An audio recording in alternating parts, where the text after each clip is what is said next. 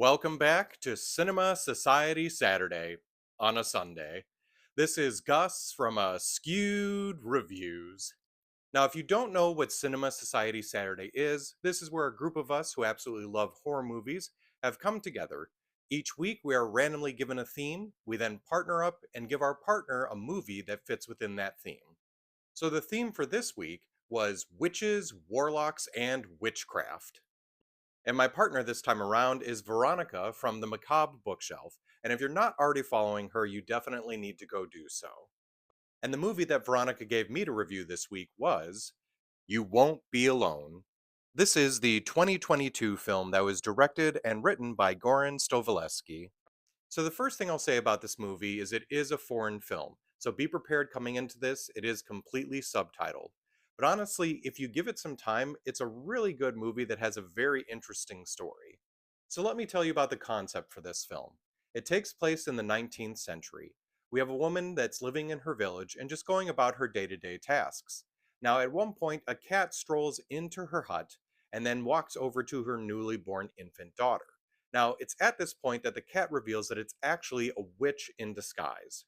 The woman, now fearing that the witch is going to try and devour her child, tries to make a deal that if the witch is willing to wait, once the child is of age, she can then become the witch's daughter. She just wants to be able to spend some time with the child and at least try to save its life. The mother tries to offer her own blood to seal the deal, but the witch has other ideas, as she instead steals the voice of the infant child as part of the deal. The mother then tries to hide the child away for many years, hoping that the witch never actually comes through on the deal. Now, once this girl does become of age, the witch does in fact come for her, and when she does, she begins to change her into a witch herself. She also starts teaching her different things about how her witchly powers will work. One of those primary powers seems to be that if you slay a creature, you can then take on its form and continue living on until potentially finding another creature to take over. This young woman begins to buck back against everything that this witch is trying to teach her.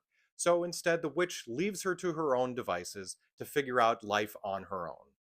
The young woman eventually finds her way to a village and unfortunately ends up taking the life of another woman and then taking her place. From here, the story becomes absolutely fascinating because this young woman begins to live her life, but at different points, she is now taking on the life of someone else, as she lives as a woman, as a man, as a child, and even different animals. I won't tell you much more, as I do think it's something you should check out for yourselves. This movie is currently streaming for free on both Peacock and Stars, and at least for me on my scale, I'm giving it a 3 out of 5. Now, once more, I am going to mention you should already be following Veronica if you're not already doing so.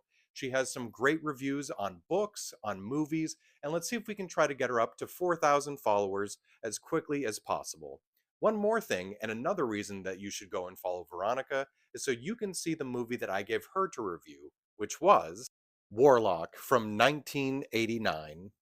And I hope you enjoyed this episode of Cinema Society Saturday on a Sunday. And if you'd like to see what everyone else in the group did for their reviews, just look up the hashtag Cinema Society Saturday.